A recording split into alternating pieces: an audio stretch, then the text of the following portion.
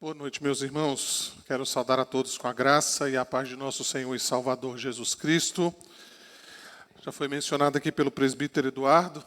Nós estamos aí no mês de dezembro, é um mês que todos nós gostamos, não é? Vai chegando e dando aquela sensação de que os planos então foram finalizados ou não, né? E os novos planos então para o ano que vem já começam a ser desenhados na nossa mente, no nosso coração. Nós também temos especialmente a comemoração do Natal, onde nós relembramos do nascimento do nosso Senhor e Salvador Jesus Cristo.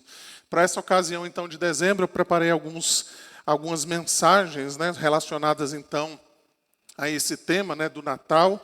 E a minha intenção, então, durante todo esse mês de dezembro é falar sobre os cânticos da Natividade, né, os cânticos do Natal que nós encontramos ali, especialmente no livro do Evangelho de Lucas.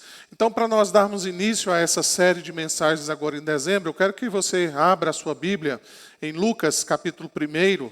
Nós vamos ler os versos 39 a 45. Não é exatamente um cântico, né? Ele não está no formato de cântico, mas certamente há questões aqui especialmente importantes para que nós possamos compreender a mensagem do Natal para as nossas vidas no dia de hoje. Lucas, capítulo 1, nós vamos ler os versos 39 a 45. Quero convidar a igreja a se colocar de pé para essa leitura, em reverência à palavra de Deus.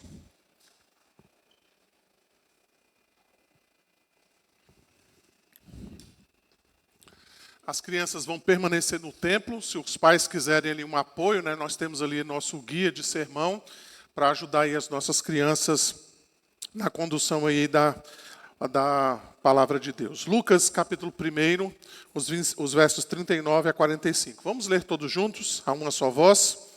Naqueles dias, dispondo-se Maria, foi apressadamente à região montanhosa, à cidade de Judá. Entrou na casa de Zacarias e saudou Isabel. Ouvindo esta a saudação de Maria, a criança lhe estremeceu no ventre. Então Isabel ficou possuída do Espírito Santo e exclamou em alta voz: Bendita és tu entre as mulheres, e bendito o fruto do seu ventre. E de onde me provém que me venha visitar a mãe do meu Senhor?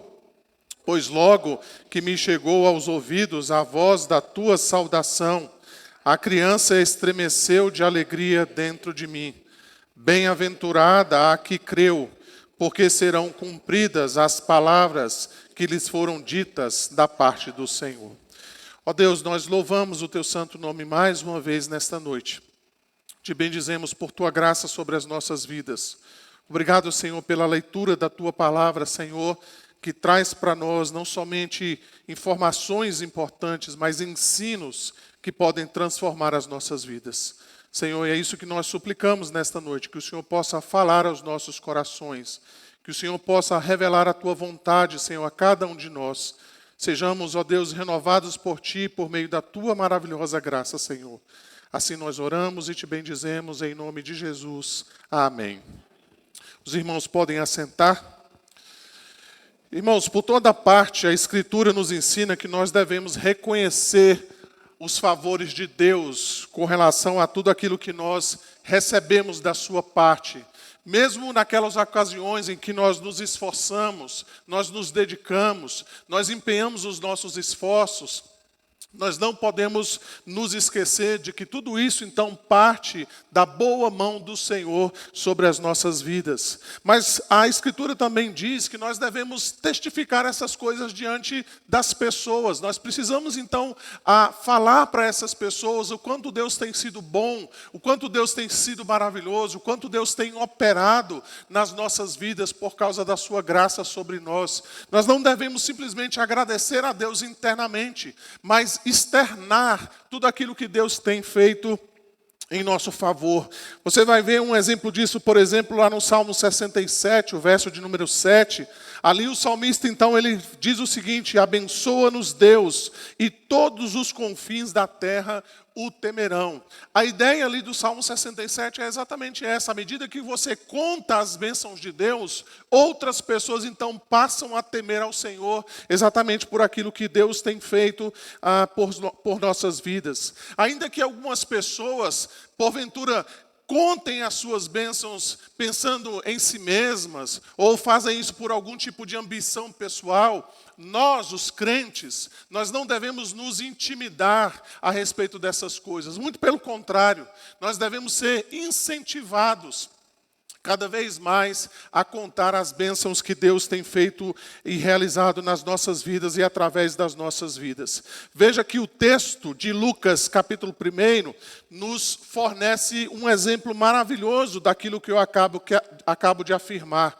Você vai ver que a Virgem Maria, então, resolveu visitar a sua parenta Isabel, não com a intenção de simplesmente fazer uma visita qualquer ou vagar sem rumo, mas ela tinha de fato algo a engrandecer a Deus. E ela buscava exatamente isso, de enaltecer ainda mais ou ainda melhor Deus, para que ela pudesse então também ter a sua fé fortalecida. Essas bênçãos então, de modo particular, levou então Maria ao encontro de Isabel. O que nós encontramos aqui no texto que nós acabamos de ler é exatamente isso, o relato dessas duas servas de Deus, agraciadas pelo Deus vivo por bênçãos tão maravilhosas, cada qual então recebendo essas bênçãos da própria mão de Deus, e cada qual então entendendo que essas bênçãos têm a sua importância. Eu gostaria então de olhar para esse texto juntamente com os irmãos e ver duas lições que nós podemos ver aqui a respeito da maravilhosa graça de Deus nessa passagem que nós acabamos de ler. A primeira delas então é exatamente essa. Veja que Maria, ela não se... Ok. Então vocês vão notar, se você voltar um pouquinho aí na sua Bíblia, você vai notar então, nos versos 26 a 38, é predito então primeiramente a Maria, de modo particular, que ela então receberia o Salvador. Então o nascimento do Senhor Jesus Cristo viria então por Maria. Notem então aí no verso 36, um pouquinho antes do texto que nós lemos, que naquela ocasião então o anjo menciona exatamente isso, que Isabel está grávida e que ela então conceberia este menino. Veja aí o verso 36. E Isabel, tua parenta, igualmente concebeu um filho na tua velhice, sendo este já o 6º mês para aquela que diziam ser estéril. Embora aparentemente essa aparição desse anjo fosse suficiente para Maria, ela queria, de certa forma, que isso fosse amplamente confirmado. Ela então se dirige, veja, sem demora e superando diversos obstáculos, porque a cidade de Judá não era tão próxima, não existia Uber, por exemplo, naquela época. Ela deveria fazer esse trajeto normalmente a pé. Ela então busca exatamente encontrar-se com Isabel, é o que nós encontramos mais adiante. Naqueles dias, dispondo-se Maria, foi apressadamente à região montanhosa, a uma cidade de Judá, entrou na casa de Zacarias e saudou Isabel. Notem essas duas palavras que aparecem aí, dispondo-se e apressadamente. Elas demonstram não apenas a necessidade e o desejo de Isabel encontrar-se com Maria, mas a sua pronta disposição de encontrar-se, de ir então ao encontro desta mulher. Entretanto, vocês devem perceber que Lucas então registra que essa região era uma região montanhosa. Então você imagina uma mulher que acaba de receber uma notícia de que está grávida, então, que ela vai conceber um filho. Ela então sai apressadamente, sem qualquer dificuldade, e ela vai então a essa cidade e ela enfrenta toda e qualquer dificuldade nessa viagem, exatamente para encontrar-se com essa sua parenta. A despeito disso, então, o que nós vemos é que Maria não poupa nenhum tipo de esforço. Ela quer compartilhar essa alegria da graça de Deus com esta mulher que semelhantemente, experimentou o favor divino para consigo. Embora fosse difícil para alguém acreditar em Maria naquela situação de que ela estava grávida, não de um homem qualquer, mas ela estava grávida do Espírito Santo, Deus já havia preparado Isabel para que pudesse, então, não apenas confirmar aquilo que Maria já havia recebido do anjo, mas também para fortalecer Maria cada vez mais. Nós vamos perceber no texto que mal a Maria entra na casa de Isabel, ela já dirige então essas seguintes palavras para Maria. E exclamou em alta voz, verso 42, bendito és tu entre as mulheres, e bendito o fruto do teu ventre. Note então, irmãos, como Maria, ela serve de exemplo para nós. Quando Deus então nos dá do seu favor, nós devemos não somente guardar isso conosco, mas nós devemos testificar de Deus diante dos homens. Mas nós devemos fazer isso sem vaidades, sem nenhum tipo de vanglória, não pensando que, porventura, Deus tenha nos agraciado porque nós somos melhores. Mas a intenção é exatamente de enaltecer a Deus, de deixar claro de que as bênçãos que nós temos recebido, elas só vêm por causa da maravilhosa graça de Deus sobre as nossas vidas. Deus tem nos abençoado, Deus tem derramado da sua graça sobre nós. E é isso então que nós precisamos dizer, é isso que nós precisamos então proclamar.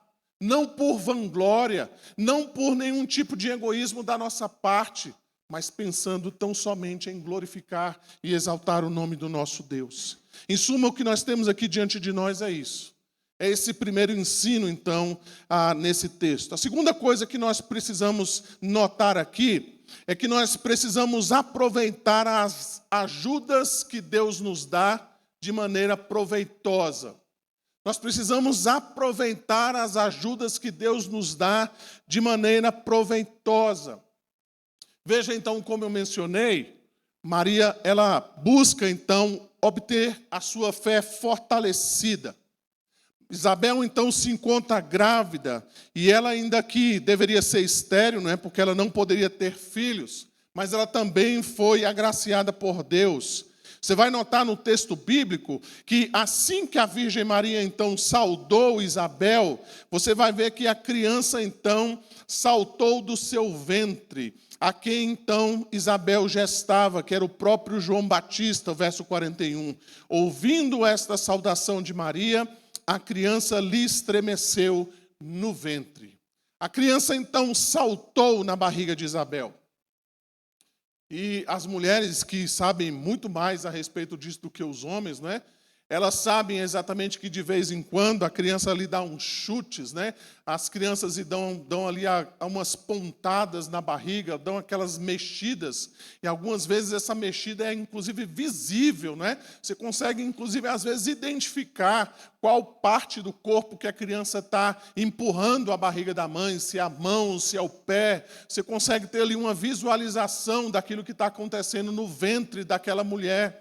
Mas aqui é algo especial, não é algo que está acontecendo naturalmente na barriga de Isabel. Em vez disso, ela reconhece que o Espírito Santo de Deus estava operando no meio de João Batista, ainda que esta criança não tivesse uma razão própria, ela fosse apenas uma criança no ventre daquela mulher. E veja então que Lucas registra exatamente isso. E ele faz questão, no verso 41, de deixar claro que Isabel ela foi possuída, ou ela foi cheia do Espírito Santo. Foi isso, então, que levou aquela criança a saltar na barriga da sua mãe. Eis porque Lucas insiste em dizer que Maria veio às pressas. Ela não estava contente, por assim dizer, em simplesmente guardar aquilo que ela havia recebido do anjo Gabriel, mas ela precisava empreender essa viagem, ela precisava então superar todos os obstáculos, ela precisava então se regozijar, e ela precisava confirmar exatamente aquilo que estava acontecendo com ela, se aquela mensagem do anjo de fato era algo verdadeiro.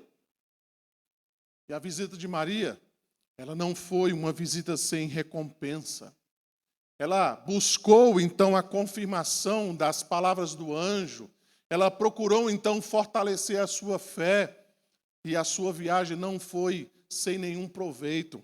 Percebam, primeiramente, como eu havia já mencionado, o próprio João Batista, que ainda no ventre da sua mãe, ele faz aquilo que ficou marcado como seu ministério. Ele era o arauto do Salvador bendito. E ainda no ventre da sua mãe, ele salta na sua barriga, exatamente quando ele está diante daquele que é o Redentor do seu povo. Sem dizer nenhuma palavra, sem tampouco ver o Salvador, ele já está anunciando ali pelo movimento da barriga da sua mãe, como que uma trombeta anunciando o nosso Redentor. Então ele percebe. E Maria, então, percebe exatamente esse movimento como sendo algo vindo da própria parte de Deus. Você vai ver novamente, que Isabel, como eu já mencionei, ela ficou cheia do Espírito Santo. E aqui a ênfase não é apenas repetir aquilo que eu disse anteriormente, mas é deixar claro que aquilo que Isabel vai dizer a Maria vem da parte do próprio Deus. Portanto, nós precisamos compreender exatamente isso. Que quando a Escritura, então, diz que Isabel ficou cheia do Espírito Santo, o propósito não era apenas demonstrar a sua espiritualidade, não era apenas demonstrar que ela também fora uma mulher escolhida por Deus, mas para fortalecer Maria naquela sua busca, então, de confirmação e também de confirmação exatamente daquilo que ela havia ouvido do anjo Gabriel. Veja isso então, meus irmãos, como isso é belo.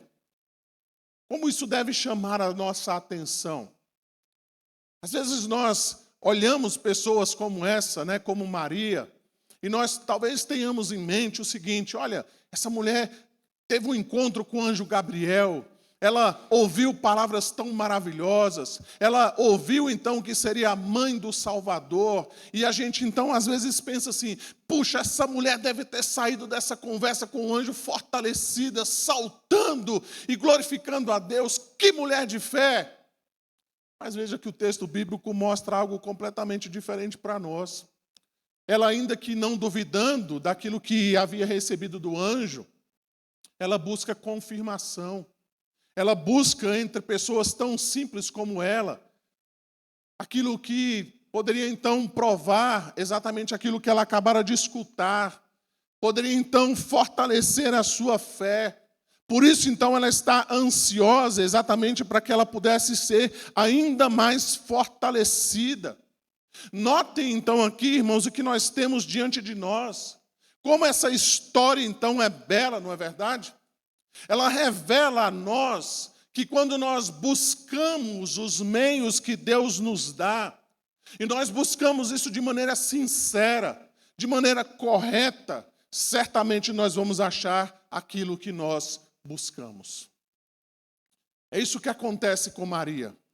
Ela quer fortalecer a sua fé, ela quer confirmar aquilo que ouviu. E ela busca, então, em Isabel essa confirmação. E ela, então, recebe exatamente aquilo que ela buscou. Veja que nós lemos a seguir que Isabel, então, clamou em alta voz: bendita és tu entre as mulheres, e bendito é o fruto do teu ventre. Notem que a segunda sentença explica por que Isabel chamou Maria de bendita. A sentença, então, poderia, inclusive, ser traduzida de uma maneira diferente, porque o fruto do teu ventre é bendito, tu és bendita, Maria. E a pergunta que a gente faz é: como é que isso pode acontecer? Como é que essa mulher pode ser bendita se ela é filha de Adão? Se ela, então, está na mesma condição de nós, como pecadora? como alguém que também precisa da graça do Senhor Jesus Cristo. E é exatamente isso, então, que é notado aqui. Ela é bendita, exatamente porque ela traz sobre si, então, aquele que é bendito. O bendito fruto está no seu ventre. E isso, então, não deveria restar nenhuma dúvida no nosso coração, de que Maria não só trazia Jesus no ventre, mas ela também o trazia no seu coração. Ela o chama de o meu Salvador, mais adiante, como a gente vai ver. Notem, então, que nas palavras de Calvino, ele vai dizer o seguinte: devemos deixar bem claro porque Isabel chama Maria de bendita. Isso se deu por causa da graça do Filho de Deus a quem ela portava. E a graça é algo que todos nós temos em comum com ela. Notem então que nesse ponto Isabel vai dizer nos versos 43 e 44: e de onde me provém que me venha visitar a mãe do meu Senhor? Pois logo que me chegou aos ouvidos a voz da tua saudação, a criança estremeceu de alegria dentro de mim. Aqui nós vislumbramos a humildade e a modéstia de Isabel, não só em prestar homenagem a Jesus Cristo, embora ele estivesse oculto ainda no ventre da mãe, mas ainda ela rende os louvores ao Senhor Jesus Cristo como Salvador do mundo e aquele Redentor que havia sido prometido. Em outras palavras, irmãos, Isabel reconhece que Maria, ela gera o Messias enviado por Deus. Ela não sabia exatamente como ele havia de se revelar.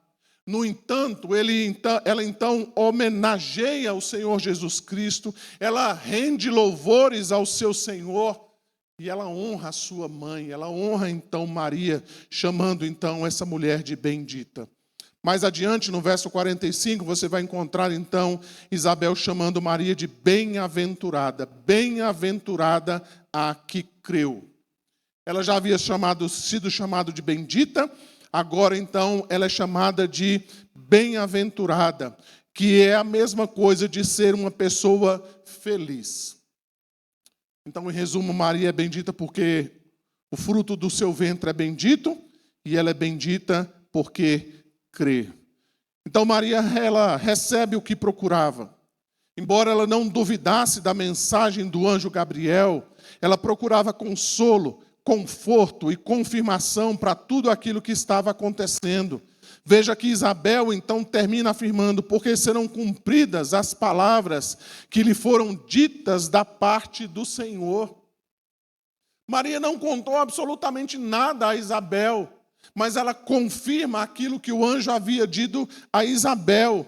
É como se Isabel estivesse dizendo, em outras palavras: olha, Maria, as palavras que foram ditas a você pelo anjo certamente se cumprirão.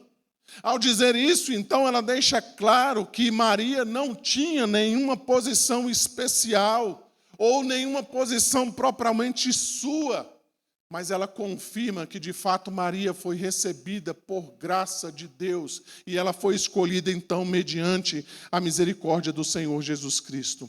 O pastor William Hendrickson, ele comentando essa passagem, ele afirma algo muito interessante. Ele vai dizer assim: o que merece atenção especial é este fato notável, a saber que em toda a exuberante exclamação de Isabel, a inveja nunca se faz presente. Isabel era mais velha que Maria.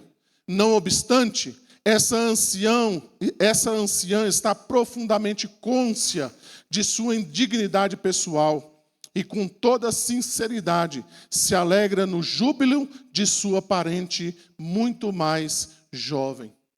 O saudoso pastor R.C. Sproul, também comentando esse texto, ele diz assim: a jovem Maria normalmente teria prestado homenagem a Isabel, a mais velha das duas, mas Isabel reconhece que está na presença de alguém a quem Deus havia favorecido muito.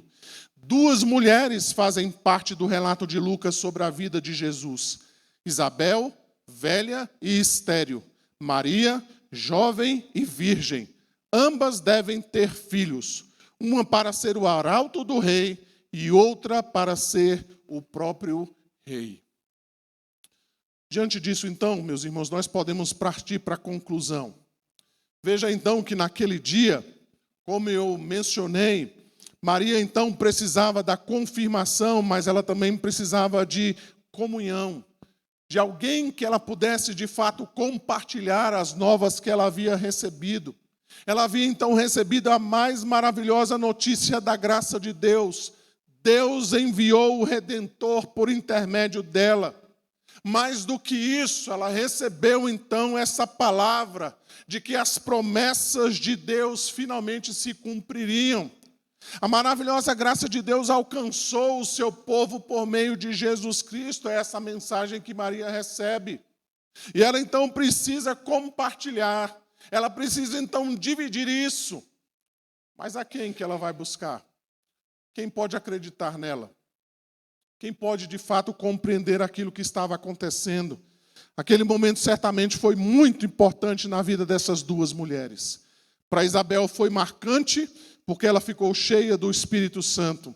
Para Maria, porque ela recebeu o testemunho de uma pessoa que também estava sendo usada de modo especial pelo Espírito Santo.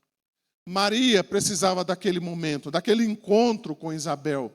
Ela era uma mulher muito jovem, e Isabel, então, como eu já mencionei, tinha uma idade mais avançada, e certamente Isabel poderia ajudá-la, e foi exatamente isso que aconteceu.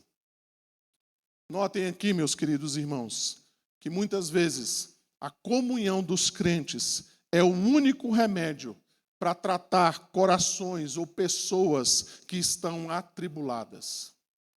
Muitas vezes o que nós precisamos é isso, de pessoas que possam nos ouvir, pessoas que possam compartilhar conosco, pessoas então que nós podemos ter comunhão, nós podemos ter confiança para contar aquilo que está acontecendo nos nossos corações. Que desafios então essa passagem traz para nós hoje? Primeiramente então eu queria que você prestasse atenção naquilo que o texto diz aí para nós. Bem-aventurada a que creu. Maria, o texto diz, ela creu. Mas ela creu antes mesmo de receber, ou antes mesmo de ver as promessas cumpridas. Notem que o texto vai dizer que, embora ela perturbou-se muito, e ela pôs-se a pensar no que significava a saudação do anjo Gabriel, no capítulo 1, verso 29, e embora ela não tivesse uma compreensão clara, como será isto, pois não tenho relação com homem algum, no verso 34, isso não a levou a desespero, não a levou a dúvida, mas a fé. Ela creu nas promessas que Deus havia feito a ela. E o que dirá de nós, meus irmãos? Nós precisamos, então, sempre ver as promessas cumpridas para que nós possamos, então, colocar a nossa fé. Muito pelo contrário, ainda que elas se demorem, nós precisamos vislumbrar por fé. Exatamente que as promessas de Deus em nosso favor, elas vão se cumprir. Esta fé não é apenas acreditar nas promessas, mas é se render totalmente ao nosso Senhor. Foi exatamente isso que aconteceu com Maria e Isabel.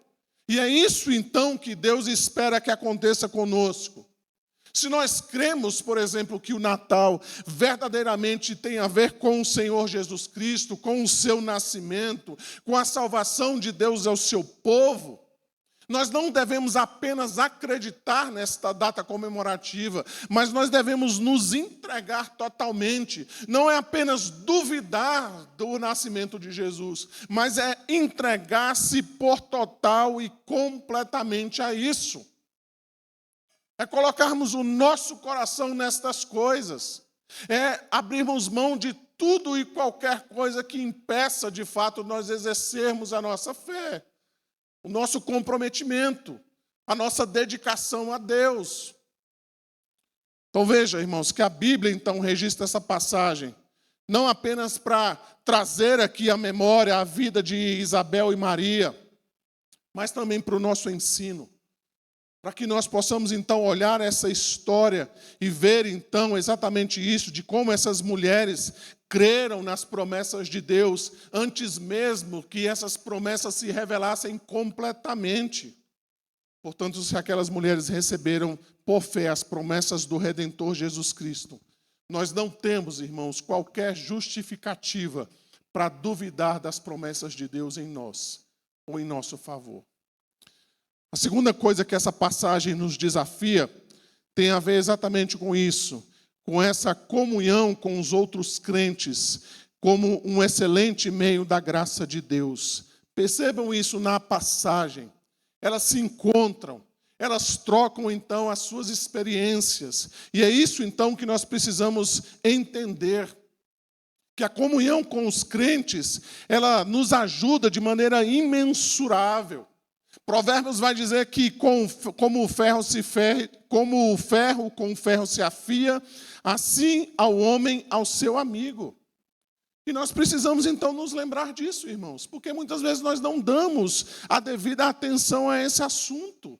Nós muitas vezes nos perdemos exatamente na comunhão da igreja e nós às vezes não entendemos que essa comunhão muitas vezes ela traz cura, ela traz libertação, ela traz fortalecimento, ela traz confirmação.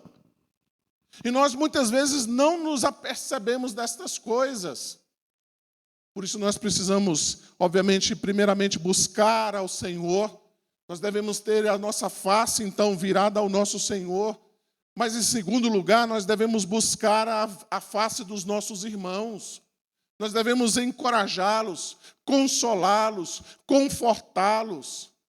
Ver e verificar quais são as suas angústias. Compartilhar com eles também momentos de alegria e de regozijo. É isso, então, que nós aprendemos aqui com Maria e Isabel. Elas estiveram juntas e Isabel, então, pôde fortalecer aquela que estava buscando exatamente por isso.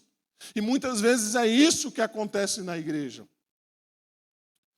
Finalmente, essa passagem, então, nos recorda daquilo que está explícito diante de nós do texto. Jesus é o Filho bendito de Deus. Não apenas isso, nós somos lembrados de que todas as bem-aventuranças dos crentes procedem dele. Logo, meus irmãos, não há verdadeira felicidade, não há verdadeira alegria, nem gozo, se nós não estivermos ligados ao Senhor Jesus Cristo. Nós somos desafiados a crer do mesmo modo que Maria creu. Ela esperava o Redentor.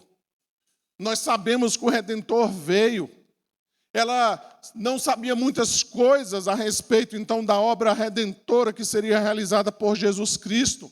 Mas nós sabemos o que Cristo realizou por seu povo.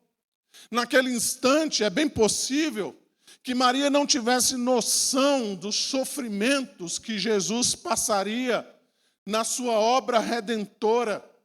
Mas hoje nós conhecemos os seus sofrimentos. Maria viu a ressurreição e a ascensão do Senhor Jesus Cristo. Nós aguardamos a sua segunda vinda. Logo, meus irmãos, o que se espera de nós, quando nós participamos da ceia do Senhor, é exatamente esta fé que nós devemos ter no nosso Senhor e Salvador Jesus Cristo, na sua obra redentora, na sua segunda vinda, no seu sangue que foi derramado em nosso favor, no seu corpo que foi entregue por nós. Nós precisamos, então, ter essa fé que alimenta, então, a nossa caminhada. E, por fim, essa bem-aventurança está ligada, então, à guarda dos mandamentos de Deus. É interessante que Jesus, ao responder uma mulher que exclamou o seguinte: bem-aventurada aquela que te concebeu, os seios que te amamentaram. Jesus respondeu a essa mulher da seguinte maneira: antes, bem-aventurados são os que ouvem a palavra de Deus e as guardam. O Natal, então, deve nos recordar disso fortemente. Jesus é o bendito Filho de Deus e bem-aventurado aquele que guarda os seus mandamentos. Por isso, meus irmãos, nós devemos crer, nós devemos anunciar, nós devemos proclamar a plenos pulmões de que o Senhor Jesus Cristo é o Rei bendito, é o Rei esperado. É o Messias prometido. Nós devemos dizer que essa criança não era apenas um bebê, mas ele é verdadeiramente o Filho de Deus, aquele que veio resgatar o mundo, o seu povo, dos pecados deles. Vamos orar mais uma vez, pedindo a graça de Deus sobre nós. Senhor Deus, nós louvamos o teu santo nome mais uma vez e te bendizemos. Obrigado, Senhor, por tua palavra, Senhor, aos nossos corações nessa noite, e que o Senhor, ó Deus, possa continuar falando aos nossos corações. É o que nós suplicamos e te pedimos, em nome de Jesus oramos. Amém.